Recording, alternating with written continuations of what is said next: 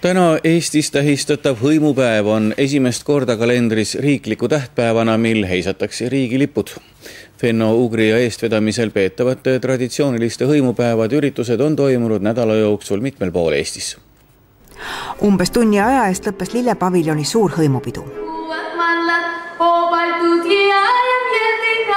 Hõimupäevad tutvustavad soome-ugri rahvaste kultuuri edendavad koostööd. Samas ei ole hõimupäevad ainult tants ja laul, vaid see on aeg, kui räägitakse ka hoopis tõsisemaid jutte.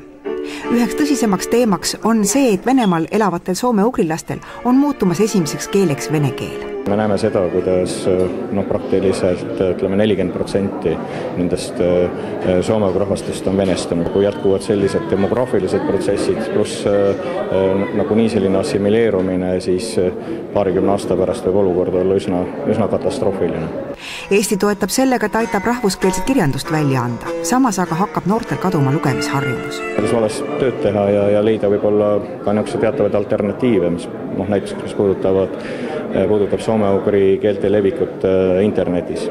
President Toomas Hendrik Ilves ütles oma pöördumises, et väikestel rahvastel nõuab oma identiteedi säilitamine püsivust ning tulevikuvisiooni ja see nõuab ühist tegutsemist ning suuremate riikide tähelepanelikkust. Kõnekoosolekul luges presidendi pöördumise ette riigikogulane Juku-Kalle Raid. Ma usun, et kõik inimesed, kes vähegi on suutnud paarigi raamatut lugeda, muuseas ka soome-ugri keeltes ikkagi mõningaid neist antakse välja, on minuga nõus kindlasti selles, et igasugune teises keeles, väikses keeles mõtlemine rikastab lihtsalt üleüldist mõtlemist.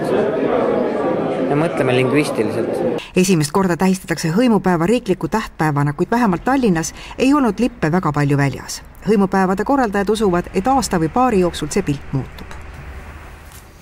Rakvere teater on